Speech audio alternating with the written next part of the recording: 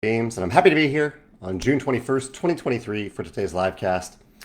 As usual, I'm here to share some Stonemaier Games news. Don't have any big news today, and discuss some random topics and answer any questions you have, any non-spoiler questions. In terms of Stonemaier stuff recently, I've been playtesting some games and some products in general. Can't reveal really anything about them yet, but I've had some fun playtesting recently. One for a game that I'm working on and one for a game from another designer. So that's always fun to get games to the table. It happens on a regular basis, but it can often happen in flurries. Like we'll playtest a game a lot and then it's ready and we'll move on. Good morning, Chad, Carol, Ray. Wearing a Mill shirt. Carol is part of the Mill today. Good morning, Dominic. Yeah, so that's going on with Stonemaier Games. Also with the nesting boxes. You may have seen that if you pre-ordered a third printing of the nesting box, that it's currently shipping. The latest word I have for the US is that all champion orders are either shipped or are able to be shipped. Let me get the exact wording for that. But that we're waiting on one more container. Let's see how Joe says it. Okay, so yeah, all champion orders in the US at least have shipped, but they're being double checked right now. And other regions are close to being done in terms of the champion shipments. In the US, we're waiting for one more container. We shipped a lot to the US, so we're waiting for one more container to arrive to ship to non-champion customers, but that should arrive quite soon, should arrive this week. So nesting box shipping going well.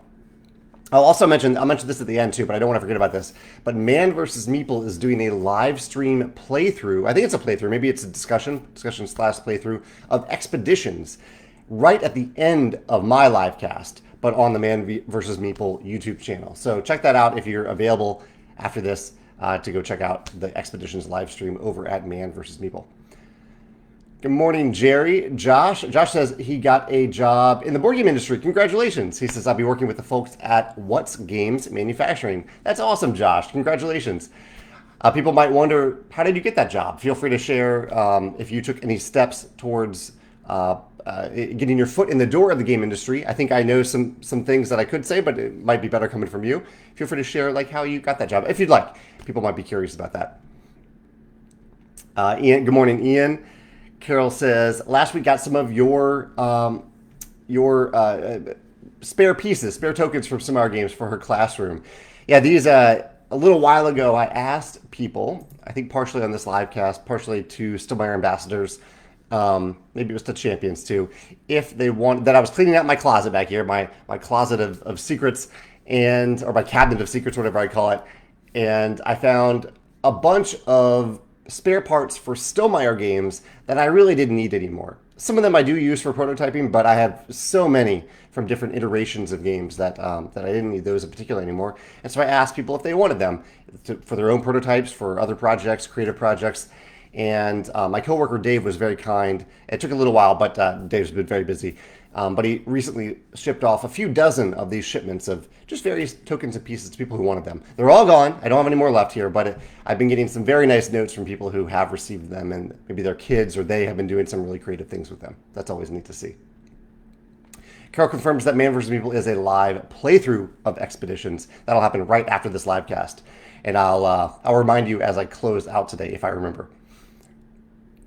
Ray says he got some different pieces from the Cabinet of Secrets as well, and he says, I can already tell they're going to be super useful for the playtesting process for a game he's working on. That's great to hear. Thanks for sharing that, Ray. Ben is joining us today as well. So yeah, nesting box going well. Working on some playtesting of some games recently that I've had fun with. And Expeditions. I sent out an update yesterday about Expeditions. The word is that the shipping containers should be arriving in a few weeks. So that means that fulfillment will also begin soon after that. It'll take a little bit of time for the fulfillment centers to receive and process all of these incoming copies of Expeditions.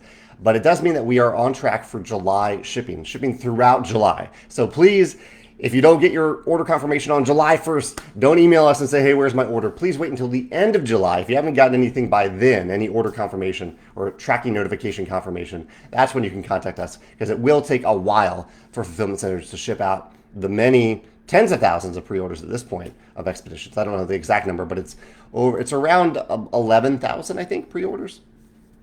So that'll take throughout July to ship out for the various regions.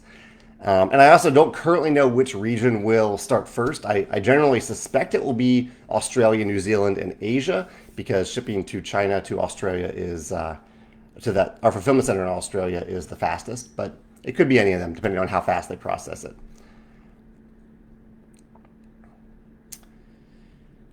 McCall has a question, but McCall, I don't answer spoiler questions. If you do have a question about the progress of a game, check out our progress chart on our website. That's all the information that I can really share about the progress of any particular game or project. And I don't reveal what the code names are either. So check out that progress sheet if you want what I'm able to say or what I'm willing to say at any given time. Ian says, it's been a Stonemeyer Games morning. He finished part 2 of your group discussion about content creators. It was very interesting and insightful. Thank you for checking that out. So that was a video that went live on Monday. It featured a few other publishers. It was kind of co-hosted by me and Jason Perez of the One Stop Co-op Shop and Shelf Stories. It had Danny Lowe of Hachette Games. It had Anne Marie of Fireside Games. It had Helena of Burnt Island Games. And it had Isaac of Rose Gauntlet Games. It was a great discussion about the relationships between publishers, content creators / reviewers, or sometimes those two are different things, and the audiences that we seek to serve.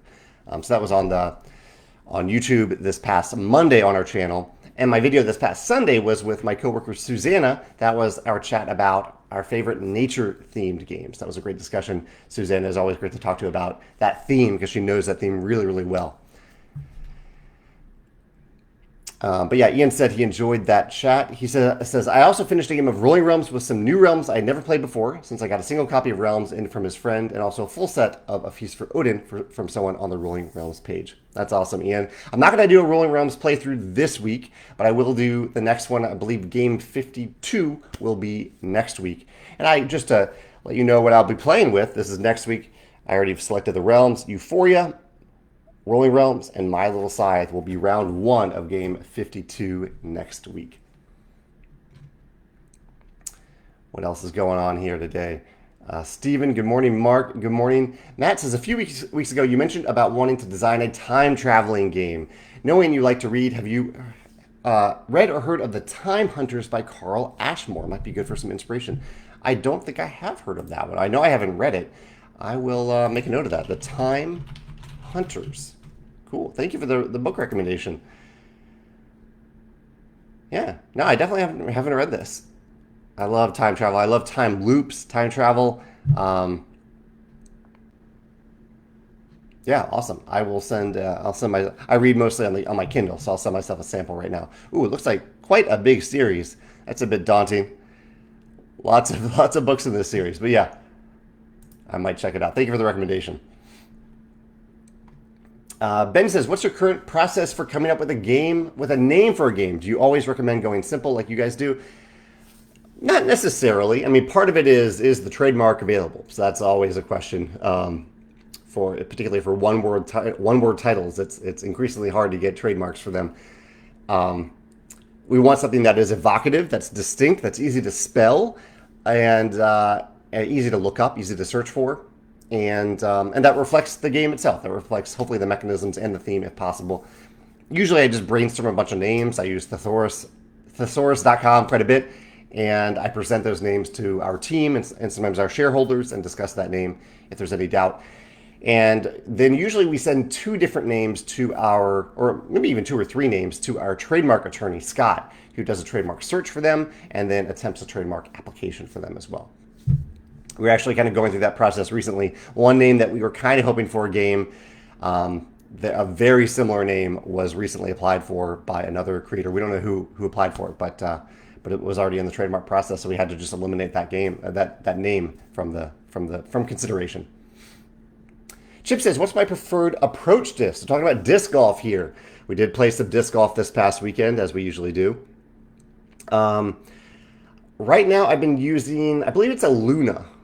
I've been using a Luna a lot for like 100-foot approaches. I also, if it's a little bit further away, I'll use my Big Germ AVR3. Those are the main two. Sometimes, depending on if there are trees in the way in certain areas, I will use my putter for approaches. I use a green gully putter from Stonemaier Games, which is a leapfrog. Leapfrog? I think it's a leapfrog. It's an Innova disc. It's our green gully disc, whatever that is. That's the one that I use for some approaches. So usually it's those three. Every now and then I'll use a rhino or a pig as well, especially if there are trees involved. What about you, Chip? What's your preferred approach disc in disc golf? And for those who don't know disc golf, that approach is usually when you're not within range to putt, but you've already done a drive and you're just trying to get really close to the basket typically, or get lucky and hit the basket.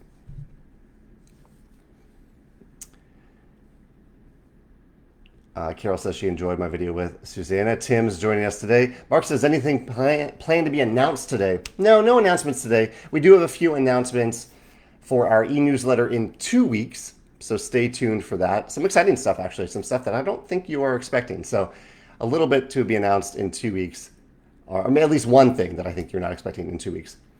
Lindsay says she's wearing her orange Stonemaier shirt, Stonemaier Ambassador shirt today in honor of it being Wednesday. Thank you, Lindsay, for doing that. Wednesdays are a good Stonemaier day. Wednesdays are also when I host game night. I went with the mill today, which is closely associated with Stonemaier games. Game night tonight. I don't know what I'm planning to play, but I do know I played in a game night, or game day over the past weekend where I played Earth, a great game of Earth. I played a solo game. I don't usually play solo games, but I played a solo game, Escape the Dark Castle. And I also played the Push Your Luck game, the new Push Your Luck game, Chicken, which is also just as much a game about pushing your own luck as it is about pushing luck onto the next player who has to roll all the dice that you had and also created, because you can hatch new dice in Chicken. Really light, fun, social party style game with the Push Your Luck element. I filmed videos about those yesterday. I also did 2 more videos yesterday with Stonemaier Ambassadors, where I joined a Stonemaier Ambassador to talk about our top 5 favorite games in a topic of their choosing. Yesterday I talked with Justin about worker placement games, and I talked with Chris about semi-cooperative games. So I had some good conversations yesterday that will go live in future Sundays. I'm booked pretty far ahead for Sundays at this point for the longer form videos. Tony says, have I backed the new dog park expansion on Kickstarter? Looks like it funded at over 500% in 14 minutes yesterday. That's awesome. I still have Dog Park on my shelf. I really enjoy Dog Park. I haven't decided yet. I'm following the campaign. I love the game. It's one of those games where I love, but I feel like it already has a lot of replayability because of the sheer number of cards in it. So I don't know for sure if I'll get the expansion, but feel free to convince me. If anyone out there loves Dog Park and you were sold on the expansion for whatever reason, let me know in the comments below. I'd love to hear the reasoning. I always debate that with expansions. I love knowing that I love a game, and knowing that I already love it makes me more likely to get an expansion. But also, if I really love a game, it's probably because it already has a lot of replayability in the box and that I already know I can get to the table a lot. So I'm also less likely to buy an expansion for that reason. What do you all think about when buying expansions? What is your reasoning there for buying or not buying one, based on how you feel about a base game that you already have? So buying an expansion specifically for a game that you already have and you already know that you like. Hey, William. William says he also enjoyed the 2-part panel discussion that I helped to host recently. He said you hosted and facilitated the discussion well, and I have to give full credit to Jason for moderating it. He did a great job of leading the discussion. He says it was refreshing to see industry experts being honest, humble, and just interested in having fun at the table.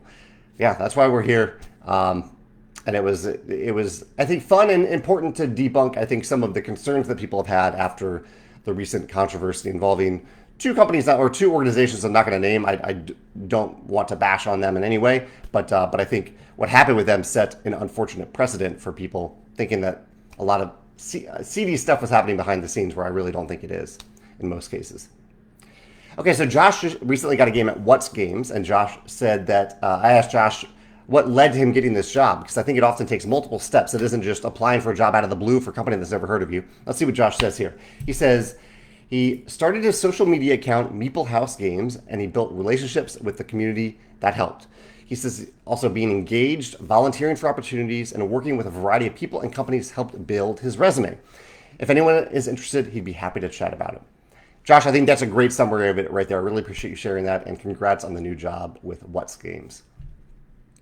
Bullfrog. Thank you, Chad. Bullfrog, not Leapfrog. Bullfrog is the disc I'm talking about, or the Green Gully disc if you get it from the Stonemaier Game Store. Chad is also waiting to get his copy of Chicken, which I also backed on Kickstarter. That's how I got my copy. Chris is celebrating his 46th birthday today. Happy birthday, Chris. That's awesome. He says he's thinking about getting Title Blades because he saw it on Barnes & Noble's Last Chance sale. Do you like that one? I do like that one quite a bit. It has some of the best, I think, skill test mechanisms in any game that I've seen. Beautiful art and world building. Great worker placement. There's one thing that held the game back for me a little bit. It has to do with fighting the monsters, but other than that one little aspect, I think it's a really, really great game in terms of worker placement, skill tests, custom dice, engine building. The player mats are brilliant. Yeah, it's a special game. Corey from Blue Falcons joining us today too. Corey, did you go disc golfing this past weekend? Corey was one of the people that joined me for disc golf at Geekway to the West recently, along with Josh, who's also in today's chat. Lindsay says that she is not a huge fan of expansions until she plays a game maybe 20 plus times.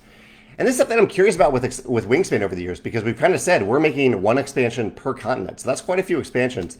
Will there be expansion fatigue at some point? Does it help that we're spacing out expansions by, there's around 2 years between each expansion, opposed to like coming out with it right on the tail end of releasing the game? Does that help? I don't know. We'll find out. But sales, at least so far, for Wingspan expansions have done very well. The sales have gone well. Let's see. Mark says, I generally get expansions whenever I financially can. I think these editions give variety of the games I already know and more reason to keep it in my collection. It gets saved from the culls that way. It gets it back to the table. I think that's a great reason to pursue an expansion. Hey, Cody. Cody says, do you see a need for more publishers to hire a data analyst to find trends and insights from playtester feedback? It is something that we highly value, Cody. The guy that we work with, typically Jamey, is wonderful to work with. It's very sporadic, though. It definitely is not regular work. So I don't think any data analyst could count on it for regular work. But sporadic data analyst for data analyzing for playtest data, I think is very helpful. It's something that has been a revelation really for Stonemaier Games, and I would recommend it for any game company. Tony says the main thing selling me on the Dog Park expansion are the addition of the 5th player. Oh, I didn't notice the 5th player. That could be helpful. And the game trays, component, and box organizers. I didn't know about the latter. I thought the core game already had pretty good organizers in it. Really nice organizers, really. But the 5th player, that is a nice addition when a game adds another player, especially if there are times when I wish we could have added another player in Dog Park.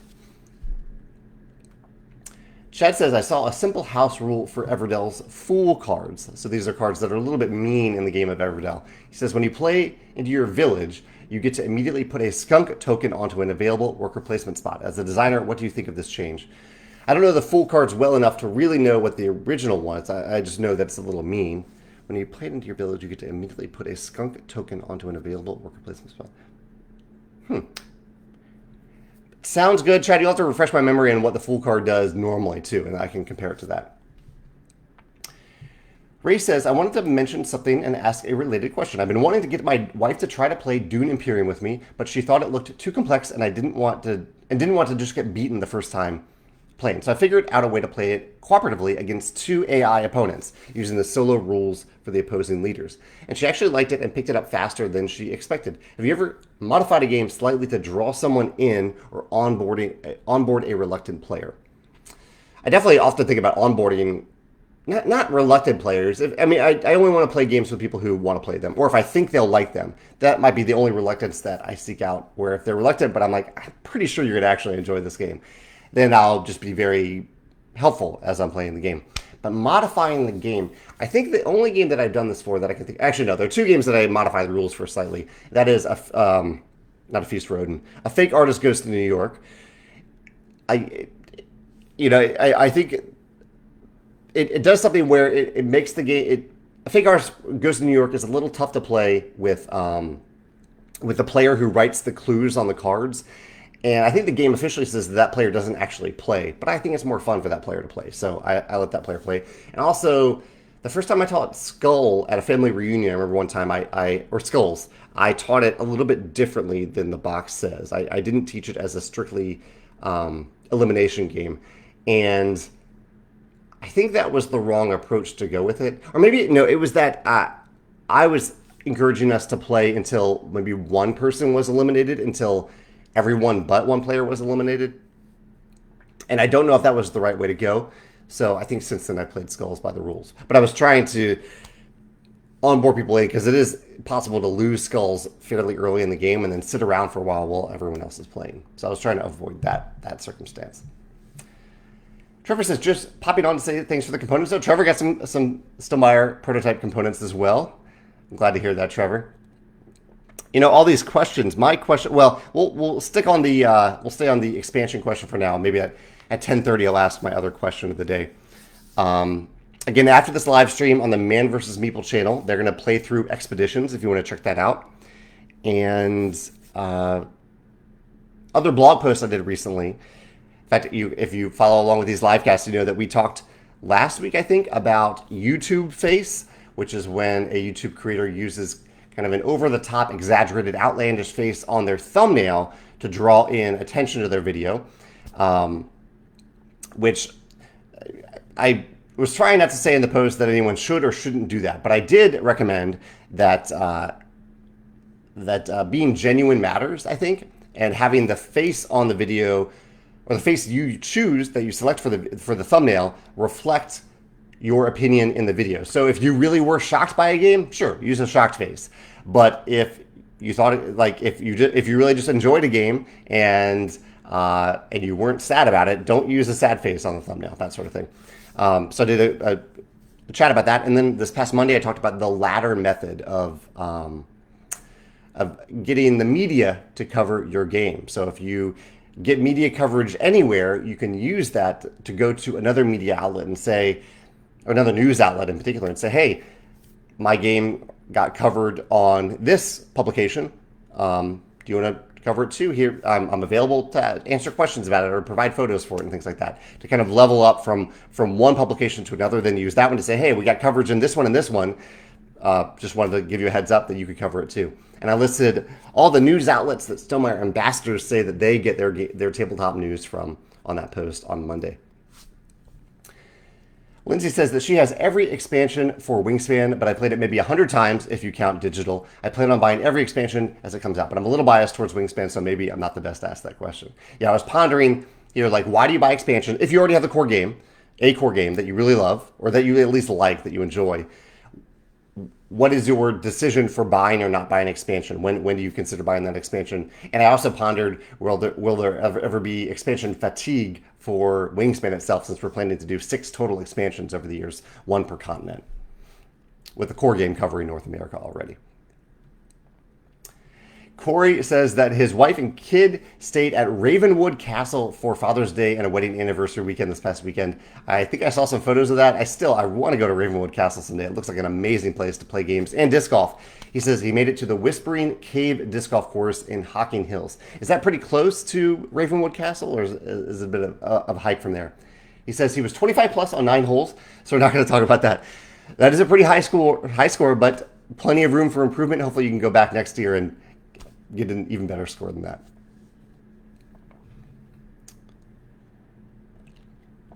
Beverly is here to say that she got her delivery for Trekking Through History today. I've wanted this game for me and her grandson, but I know I will mostly be playing solo, and that held me back from ordering since I first saw it on Before You Play. Yesterday, someone posted a link to a solo playboard, and she ordered the game, and it's coming today. That's awesome, Beverly. Awesome to hear that. I played that one at Geekway to the West for the first time and really enjoyed it. Great gateway level game. And I have a video about it coming out sometime in the future. I don't know exactly when, but at some point I have a video coming out about that one. The other game that I played at Geekway really close to that one, back to back with that one, was Her Story. And I talked about Her Story last week, I think, on my YouTube channel.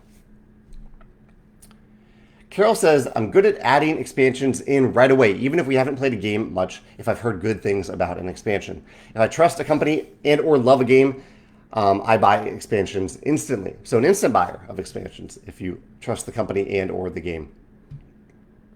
Carol says, I love how the Sleeping Gods expansions extend the world and exploration. Yeah, that was pretty neat to see how even bigger that map game became once you added in the expansions for Sleeping Gods, or the expansion. Carol said the Fool card in Everdell gets played into another tableau for negative points for them. Okay, I see. So, yeah, I like that twist a lot that Chad mentioned earlier. Joshua said, so excited for Expeditions, just watch the Dice Tower review. As usual, I don't watch reviews for our game, so I don't know if it was a positive or negative review, but I do appreciate them sharing their opinions on the game. Joshua says, any plans to incorporate the mechs from Expeditions into Scythe as an expansion? Joshua, actually, yeah, I did consider this, but because I'm done making content for Scythe myself, and so I have a little note in the rulebook saying that that anyone in the Scythe community is welcome to create a fan module to use these special mechs from Expeditions in Scythe itself. So there's a note in Expeditions about that, but it doesn't have any official rule. It just says, if you create something cool, let me know in the Expeditions Facebook group, and I will consider putting it, or actually, no, put it in the Scythe Facebook group if you're doing a Scythe module using those big mechs, and I will post it on our website after it's tested, of course. So post it there, get some people to play it and test it and offer feedback, and then let me know, and I can put it on our website.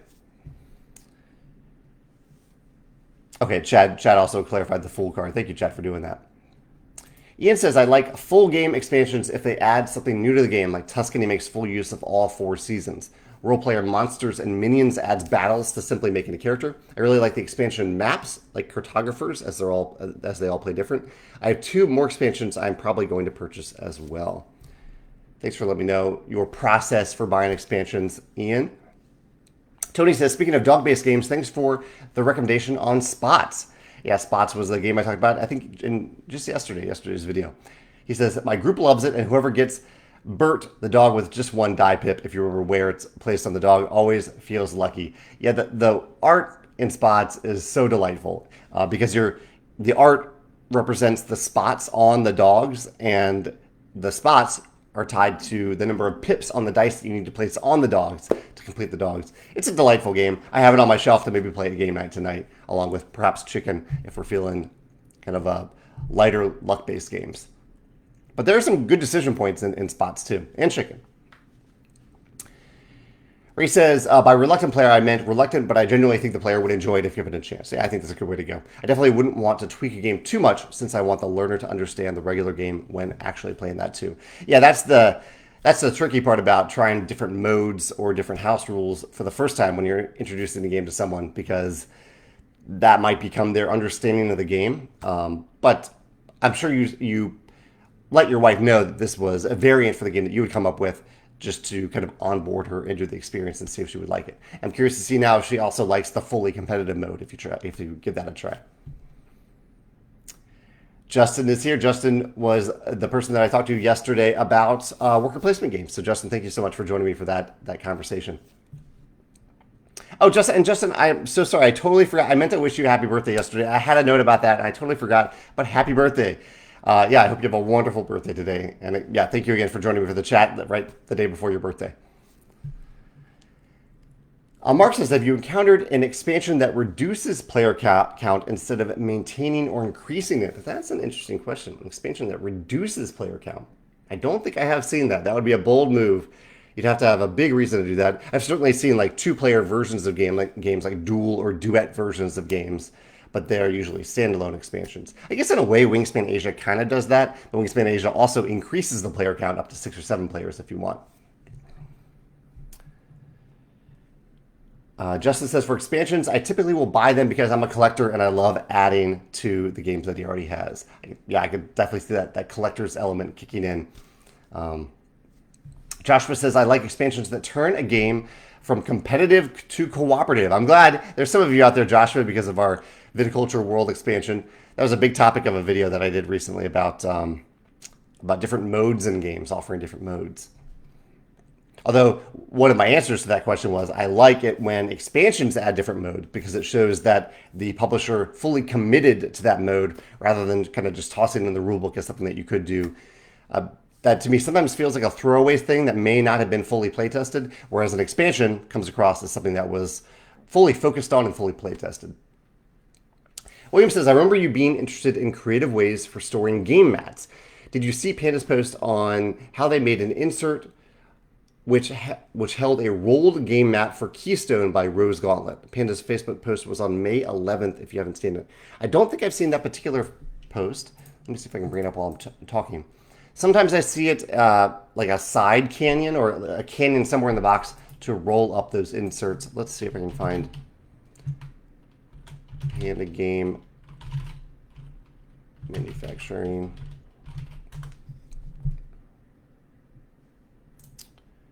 Okay, May 11th. May 11th. Just saw a game I recently backed. I backed a few games this week. I backed Conquest Princess on GameFound. I gotta go way back. I don't know if I'm gonna find it because Panda has a lot more posts than I thought. What else did I back? I backed a few other games the other day. I definitely backed Kraken Skulls. That was a game that I played at Geekway. I know I backed a few games yesterday. Thiefdom I backed recently as well. Yeah, Conquest Princess is probably the most recent one. William, I'll have to check out that post. I'll search for that post. Let me know. What was it like in a canyon? Like, did they set aside a slot in the box for to hold a rolled up mat? I think it gets tricky when you're asking for multiple mats, like multiple rolled up player mats, like in Wingspan. Kevin says that he prefers expansions for games we love because we like having a smaller collection of games we play more often. I like that reasoning. But I found that we still end up not playing a lot of them. I prefer more of the same expansions because they're easy to integrate without worrying about any extra sorting or new rules or exceptions. That I generally like that too. Modules can be okay, but that can still add too much in terms of how to integrate them. But usually by the time we get back to a game, we end up playing the base game because we don't want to worry about new rules or additions. I am generally in this boat too. I am okay with more a game that adds another player if it was only a 4-player game, and I like when a game offers just more stuff to shuffle in, like Tapestry expansions. Most of them just have more Tapestry cards, more tech cards, more civs, more capital cities. You just shuffle them in and go. I generally really like that method. He says, I still buy expansions because we don't want to miss out on something that we might use in the future. And he says, I've been getting better and not getting as many expansions these days because we've seen how rarely we use them. And that can happen with me too. Like, even one of my favorite games is Tzolk'in. I love Tzolk'in so much. There is an expansion that adds a 5th player, but it also adds some rules tweaks to do that, to add that 5th player. And it adds asymmetry, which I appreciate, but Tzolk'in is already a pretty complex game. I'm not always looking for asymmetry when I play Tzolk'in. So I like the option. But I like playing Tzolk'in too, just the standard version of it. Lindsay says, another consideration on expansions. I end up teaching a lot of new games to people, so I usually start with a base game even if I have expansions. Yeah, totally. That's why if your expansion does add more stuff and it is like just shuffle in more stuff, that stuff be really just as intuitive for a newcomer as it is for someone who's played the game multiple times. I'll keep going to reading expansion contents, but I do have my other question of the day was, yes, one topic I've been thinking about recently. So we recently released the vision-friendly cards for Wingspan. And I have been a little surprised by how few orders we've received for them. And sometimes I think that's a matter of maybe we made something that people didn't want, or we priced something too high. People don't want to ship it, or they want to combine the shipping with something else. I totally get that, and I think that's certainly part of it. But this was a product that I only made because people had requested it, and it's been interesting to see that I don't know, a couple of different levels. It's interesting to see that it was a product that we only made because it felt like a lot of people wanted us to make it, and yet the interest in actually buying the product has been very low, and it has maybe reshaped how I consider those types of requests. Because if a lot of people request a thing, but people don't actually buy it, should we continue to cater to those sorts of requests? And I'm not talking vision-friendly requests specifically. I'm talking about any request at all where people say, hey, we want this thing, and then we make it, and they don't actually buy it.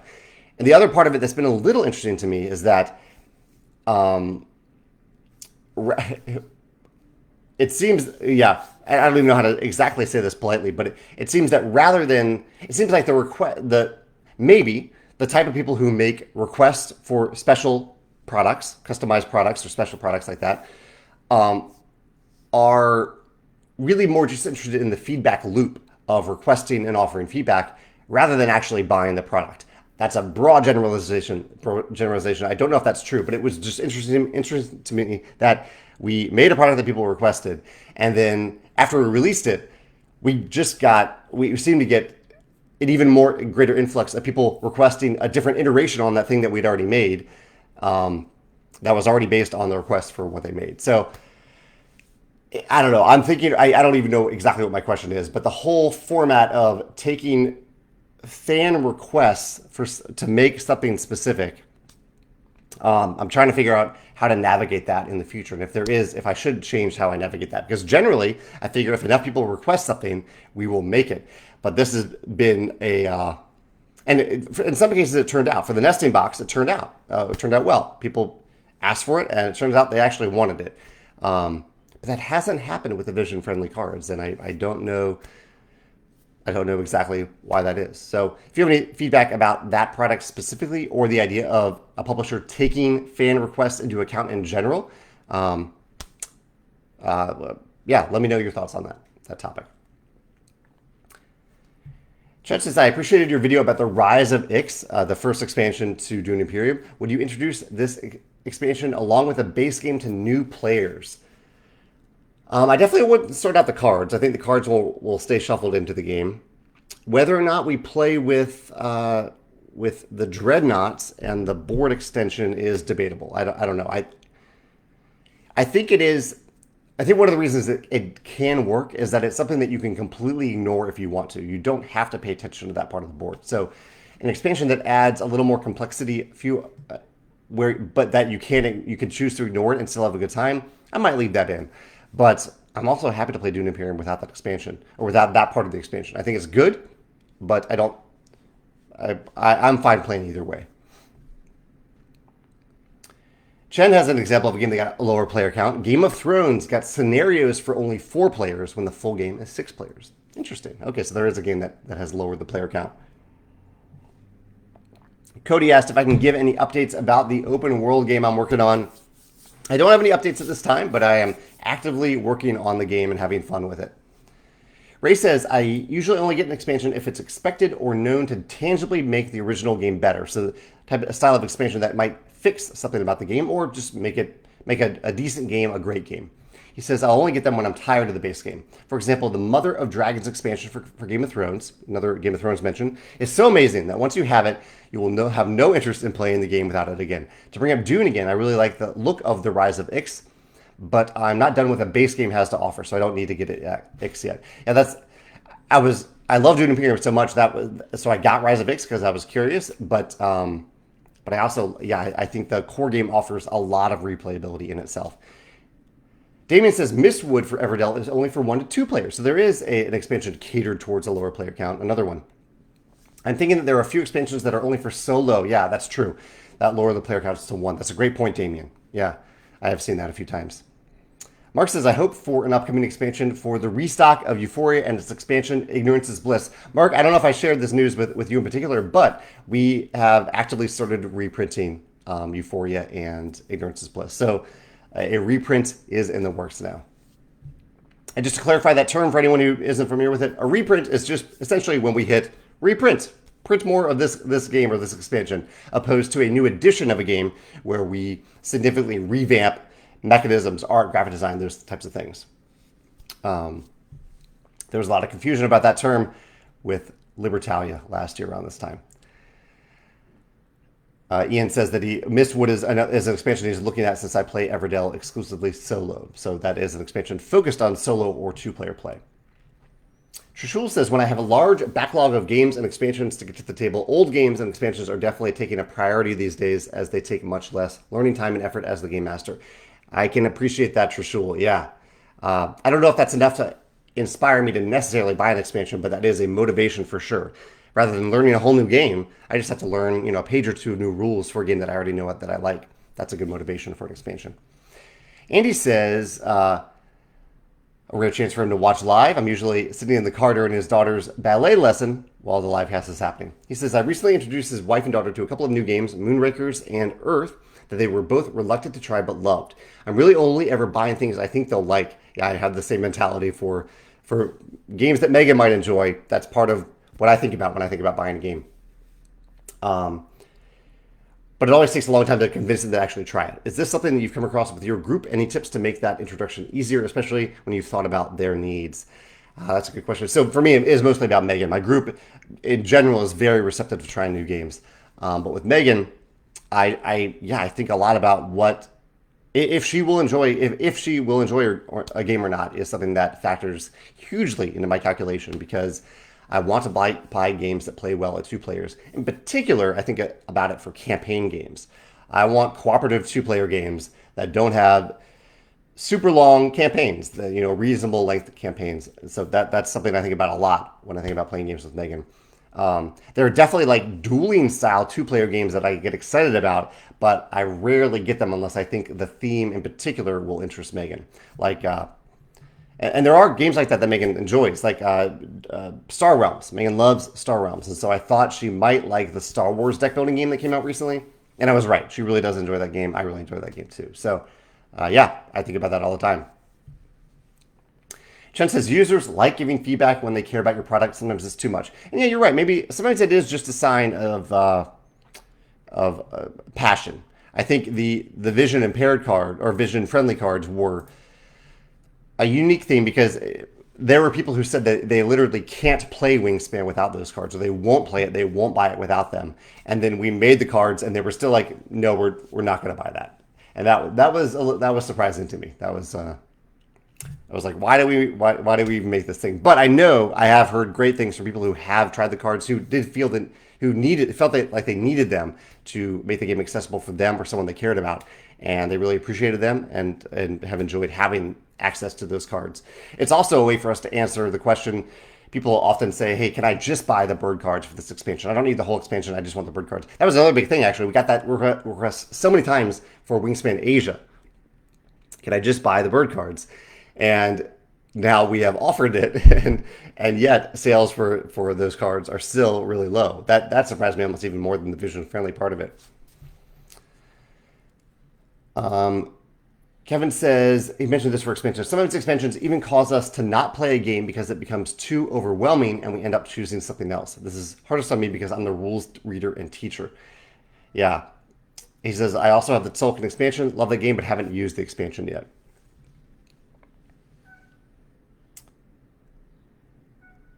Matt says, for items like... Actually, I wasn't going to read this comment, but I'll counter it a little bit. So Chen says, for vision friendly, it's nice to have, but you can just put on your glasses.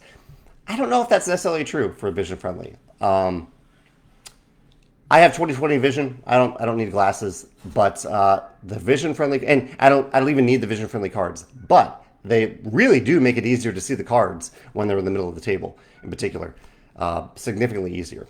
And so I think vision friendly is more than just about putting on your glasses. I think it's about being able to see cards that are at a distance across the table. When you're trying to choose which card to choose from a card row, being able to see your player map from a distance. So any game that doesn't have cards in hand, because cards in hand, you just put closer to your face. That is a big help oftentimes. But cards on the table that you're looking at in any place, on your player mat or in the middle of the table, I think it isn't just about glasses. It's also about low light conditions. And yeah, you could say turn on a better light, but you don't always have a better light to turn on. So contrast there can make a big difference, as well as font size and things like that. So I do think it's more than just about putting on glasses. Matt says, for items like the vision-friendly cards, would that feedback change some of your process for graphic design to include those changes from the ground up? That's a good question, Matt. I mean, this isn't something that we just threw together. Like for any product, we did, in particular for this one, we did extensive research. We talked to experts about what the cards needed to be. I took a lot of feedback from people who were expressing that feedback about what they wanted from the cards. Higher contrast, bigger font, removing some distracting elements. So we took all that feedback from people and made it. And that's what I'm talking about the feedback loop. Like, do some people just enjoy giving that feedback? And if you apply that feedback, there's always just going to be more feedback. You'll never get to a point where they're completely happy with it. So does it change the process? I don't know. I mean, I think we used all resources available to us, including we went above and beyond for it because we didn't just ask for feedback from fans for the cards. We were also applying and paying experts to give their opinions about the cards as well. So I don't think it would change the process in this case. There are definitely some people who have spoken up and offered great feedback that I would tie into that process in the future, adding more experts to the process. But the process itself, I think, was exactly what it needed to be. Deanne says that there might just be a bit of a lag, and that's certainly possible. Not everyone will rush to buy something right away. He says it can be a bit rough cost-wise to get the base game and then have to go back to buy a set of cards to replace what's in the box that you bought. And definitely, I hear that, Deanne. Deanne. I would say that I don't think the cards necessarily replace the cards. Yeah, because there is content on the Wingspan, the core versions of the cards with the text, the flavor text, and the Latin names. Not that we use Latin names all that much, but the region and the Latin text in particular, and the flavor text in particular.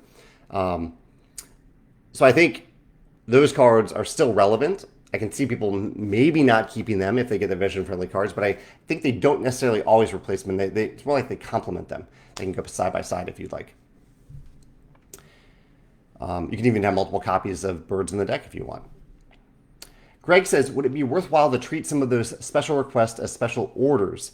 Like, we'll do this if we reach a certain pre-order threshold. It's a good question, Greg. I think the equivalent of that is survey data. I don't necessarily need you to give me money in advance to convince us to do something. Although maybe in this case, I guess that is this topic, right? Like, what is the difference between saying you'll buy something, or the number of people who say they'll buy something, they want something, and the number of people who will actually buy it in the end. And that number in the end is what's really important, because if we make 2,000 copies of something, but only 300 people buy it, we're not going to make it again in the future. We're not going to do that again. So maybe that is a way to do it, but it's easier just to survey people and say, hey, are you interested in that? Would you buy this? And maybe even in the survey, well, actually, that's the thing. In the surveys about this, I named the price. I was like, this will probably cost around $20 to $25. So that was in the survey. People knew what they were probably going to pay for it too. So that was part of the calculation. Lindsay says, I wonder if the request came from a general subset of the population that might not keep up on news and might not realize that it even exists. That's certainly possible.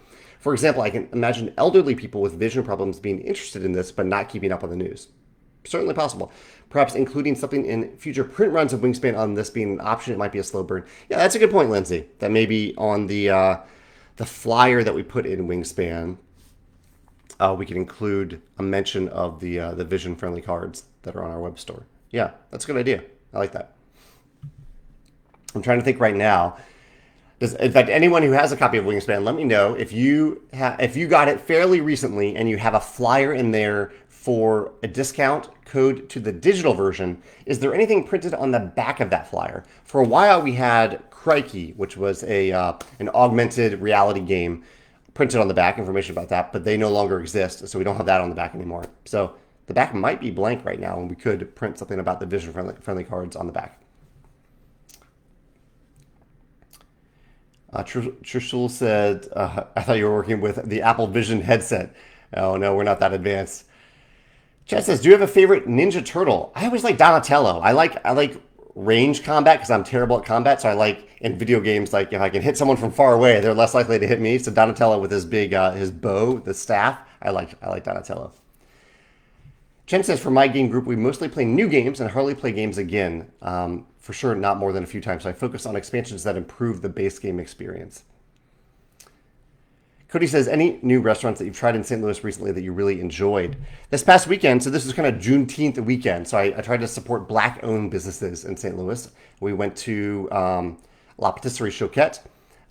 We recently went to Sweet Art. And I recently learned that a place that I haven't been to in a while, an Italian place, was Black-owned, so I need to go there. And we also went to get ice cream at Clementine's, which is also a Black-owned chain of stores, of ice cream stores now. So those aren't really new restaurants. The Clementine's that I went to was recently opened. I don't think I've been to any new restaurants lately, but I enjoy all of those places. Joshua says, are you going to be at Gen Con? I won't personally be there, but we will have a big booth there and a Stonemaier Games team there at Gen Con. He says, are you able to give a sneak preview of what will be for sale? All of our products will be for sale there, or not. I can't say all of them. Many of our products will be for sale there, and Expeditions will be there, and we'll have a few new, or most likely, the plan is to have a few new Rolling Realms promos at Gen Con as well. I won't say what they are yet. Yeah. Daniel says, I didn't personally request the new Wingspan cards, but if I was asked, do you think Wingspan should have more vision-friendly cards, then I would say, of course. Yeah, I didn't quite phrase it that way from Daniel. I said, if we, and that is, in general, we need to make our cards more vision-friendly. But the question was, in the surveys I asked was, if we made a vision-friendly card pack for Wingspan, would you buy it? That was the way I phrased it. He says, moving past the benefits to the vision impaired community, I do feel like it is a little wasteful to produce and ship all those cards if I don't personally feel like I would use them in every play. I also think we might be too far along in the Wingspan line to want a duplicate set of cards and to always buy the potentially new vision impaired sets for future expansions. I hear that. Yeah, I can definitely consider that. I think some people too, another reason to maybe get the cards is that people have played through their Wingspan cards so many times that they might just want a complete replacement set, a fresh set of cards, and this is a way to get them. Of course, if any individual cards get worn out, we can replace them through a replacement parts form. That's for specific individual cards. William says, Panda's insert was a curved canyon well in the insert. So it's a curved well. That's interesting. The canyon was diagonal because the playmat was large. Interesting. I'll have to check that out. Thank you for mentioning that, William. Ray says, I like Lindsay's comment about those who most need the vision-friendly cards may not be up to date on what is available. The number of people who actually need such an expansion is far smaller than those who just think the availability of a card pack, vision-friendly card pack, is cool and or thoughtful. There are also many people who are just happy at the idea that makes the game more accessible, even if they have no interest in the expansion itself. All of which is good, but we need people to actually buy it if we're going to make it. I don't think it has put future iterations in doubt, like future expansions. The intent was for a future expansion, we might make more of them. But I have no idea how many to make at that point, because the next expansion, we make the expansion, and at the same time, we will be prepared to release the vision-friendly card packs along with it. So, which is good in some ways. We can release them at a discount, ship it at the same time. But do I base the quantity that we make on the data that we have, which would be print as few as possible, 1,500 would be the baseline, or do we print more because more people will get it out of the gate because they can order it along with the expansion? I don't know. I might need to do a survey about that one too. George says he responded no to the survey, but actually bought them after seeing how cool they are. So I appreciate that, George. I appreciate that for sure. It probably doesn't even skew the data, the survey data, because I'm sure there were many people who replied to the data to say, or to the survey to say they would buy it and they didn't actually buy it. Carol says she had her parents pick up a deck of Sabak from Galaxy's Edge after hearing you talk about it so much. I'm excited to try it. Really wanted it to be from at least the Star Wars park. Yeah, I think the version I got was a special version from the Galactic Star Cruiser. It's a specific mode of the game called the Coruscant Shift, I think. But I think you could find that mode and play it in your version too. And your version might already have that mode somewhere in the rulebook. But that's awesome. I hope you enjoy your play of it. Ray says, to also clarify the vision-friendly cards, Ray says, I am mildly colorblind, but not enough to impair my experience with most games. The vision-friendly cards would make a huge difference for someone with greater levels of colorblindness. Yeah, that's another level that we tried to consider when we were making those cards. Kevin's joining us very late, but he says hopefully everyone's doing well. I've been watching a lot of videos for Expeditions, and he's getting super excited to get it in the mail. Yeah, I think people will start to get those shipping notifications in early July. That's what we're looking at right now. Jerry says it's possible the muted reception to the vision-friendly cards is due to the cards being only vision changes with no new gameplay elements. Yeah, we didn't want to add new gameplay elements to them. That way, it might start to feel like a requirement for people to get them, and we didn't want to feel it that way. Realistically, existing Wingspan owners might not want to have two sets of the same cards despite the visual changes. Totally fair. Maybe you can consider continuing to have vision-friendly cards, but sell it in a made-to-order process if financially feasible. I don't think printing them to print on demand is possible, but maybe it's a matter of getting the card stock to match up. But maybe if you're only playing with vision-friendly cards, we could do that. Print on demand. That might be feasible. Yeah, I mean, it's not a bad idea. It's something to look into. Tim says, one thing I noticed in Asia was the font went a bit smaller in some cases. I hope that wouldn't be too much of a trend. Yeah, it definitely is not. So that is, it's a graphic design mistake, honestly, and something that I missed when I was looking over the cards. We switched to a font that we are allowed to use on a continual basis, and it was smaller than it should have been, for sure, in Wingspan Asia. You know, I did have one other question I totally forgot. I know it's very late in the conversation today, but this is a question for you to maybe reply to in the comments if you get this far in the chat. But we are planning to go to, later this summer, to go to the Grand Tetons and Yellowstone, spending most of our time in the Grand Tetons National Park. It's a national park here in the United States. If you have any recommendations of things to do, particularly at the Tetons, in Yellowstone, we'll probably just spend a day, so we don't really need many recommendations there unless you have a specific trail to hike. So we're looking for hiking. We're going to do some disc golfing, and we want to eat good food over there. So if you have any recommendations for restaurants to go to in the Grand Tetons area, please let me know. I would love those recommendations in the comments. Tony says that he really liked adding a Lazy Susan to his game of Wingspan. I can see that adding to the experience for sure. Trishul says, were there considerations also made for color blindness, for portraying alternate art, and for making the effects more icon-based? Not making the effects more icon-based. I think Wingspan becomes pretty difficult if you try to convey the text in icons. For color blindness, that definitely was part of the consideration, and alternate art was not part of the consideration because we're doing that for the fan art cards. Mark says, for the vision-friendly cards, would it have been better if they were produced as whole game copies with vision-friendly cards instead of the current cards so people can choose between the two versions? Maybe. I mean, certainly people have asked for that. People have asked for that too. Can I buy the game? But my perception is that there is a very, very small sliver of the population who has not bought Wingspan because they can't read the cards. Whereas most people who are likely to buy Wingspan stuff are people who already have Wingspan stuff.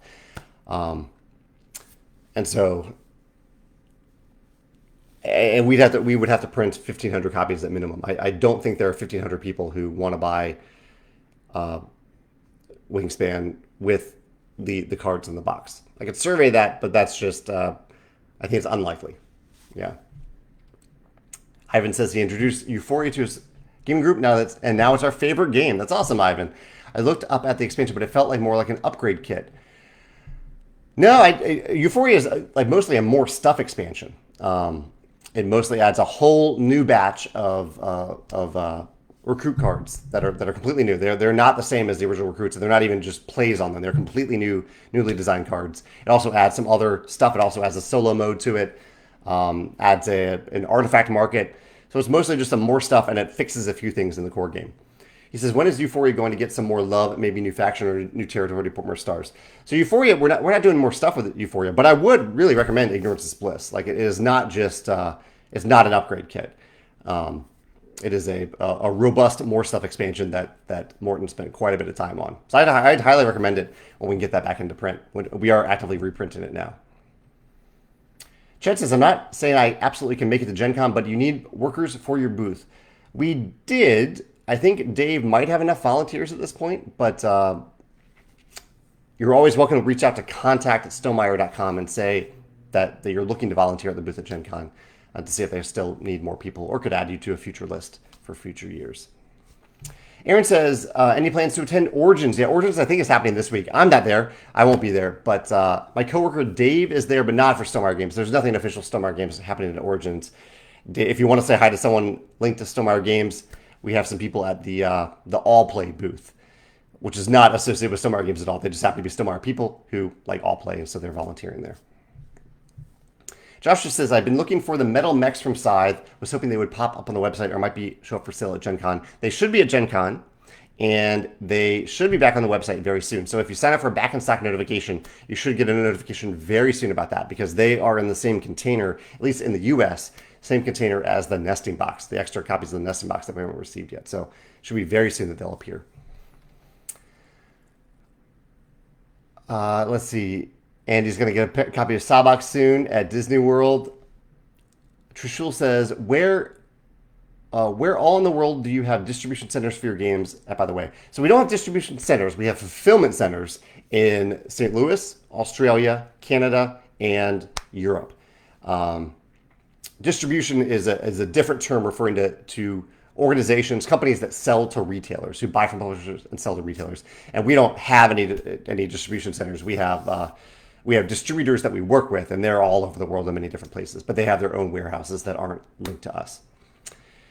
Trishul says, for shipping English versions to Japan, do the games first need to go to the US, or is there a way to get them directly from China at a lower shipping cost? So for Asia, we ship from Australia. So we ship games from China to Australia. And from Australia, we ship to Australia, New Zealand, and all across Asia. So it doesn't have to go that far to get to Japan there. We would love to have a fulfillment center in, I guess, closer to China, Asia, Korea, right in that hub. But the one that we did work with one a while ago, and their quality went way down. We haven't had one that has ever offered consistent quality and communication. So until one exists, we'll continue to ship from Australia. And we offer a decent cost from Australia that isn't all that different than if we were shipping to Japan from, say, China. Daniel says, if you're willing to fund the development time up front, I think crowdfunding is the answer for any project that is more niche. You can use an existing platform or potentially investigate integrating something similar into the web store.